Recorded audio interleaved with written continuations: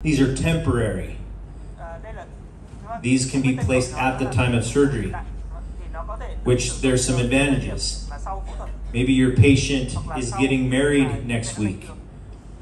I don't know if it's a good idea to have an implant surgery the week before you get married, but if you were, you want a provisional abutment so that you can have a provisional crown for the photos. There's a variety of different kinds of provisional abutments, from plastic temporaries to titanium cylinders. Dr. Kim showed a great case of even using delivery mount and having it milled and made into a provisional at the time of surgery. Also, aesthetically, if there's an immediate extraction and then you can place an implant and a provisional at the time of surgery, that soft tissue is going to be supported by a natural dentate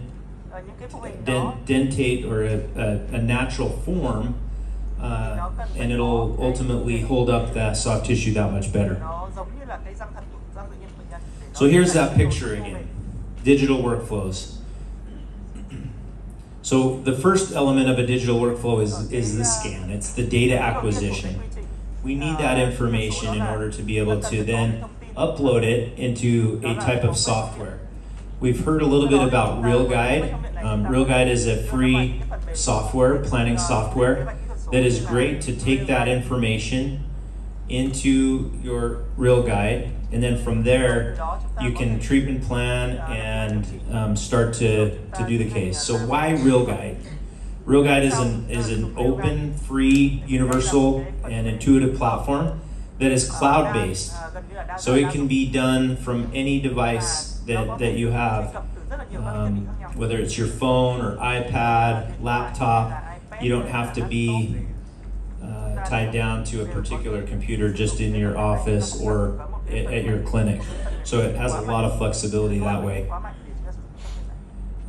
This is another example of a digital workflow of acquiring the data, loading it into a software, treatment planning for your case, building a guide if you so choose, and then printing the guide, whether it's in your office or sending it to like an implant concierge, for example, where that guide could be manufactured for you, and then ultimately utilizing tools that are available to execute the surgery. So we talked a little bit about RealGuide, the fact that you can plan cases, again, from you can merge your STL file along with your CBCT or your DICOM file. You can then use that to trace the anatomical structures, to plan your case. With this information, that helps us to determine what size of implant that we're going to be using the case for. And then you can share all of this information in an interdisciplinary approach. So the transfer of this information amongst your team, amongst your faculty members, amongst your professors, it's phenomenal as a tool in order to share this information.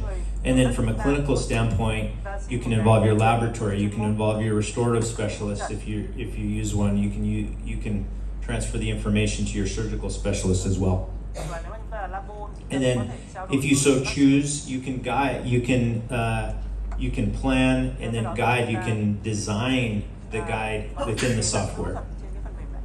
And then utilizing instrumentation specifically designed to place the implant through a guide, which eliminates a lot of variables to do it freehand.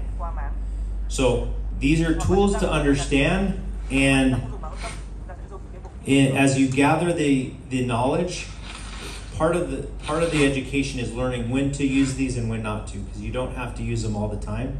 But the important thing is to learn the theory behind these technologies. And then depending on your individual circumstance, you can use them and bring them into practice to make your time more efficient, more predictable outcomes. All of those are benefits of adopting a digital workflow. So there are a lot of parts you'll see. There's a ton of different parts when it comes to implant surgery.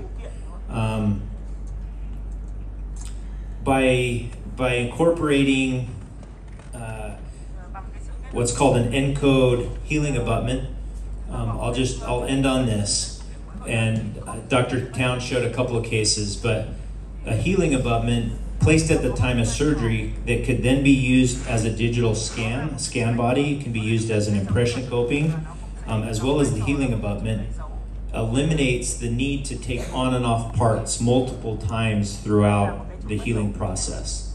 And that's important because there's a lot of data that shows the more that we remove parts and pieces on and off of the implant, the more disruptive that is to your final outcome. And so there's certain features that are built into the abutment that give the information, once scanned, to the computer that helps identify the size of the implant diameter, the connection, the style of the connection, the hex position, so that when we utilize digital planning tools and design tools, we have the opportunity to have the final restoration done in a very, very efficient manner.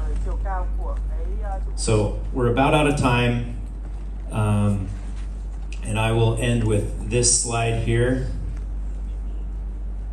saying thank you.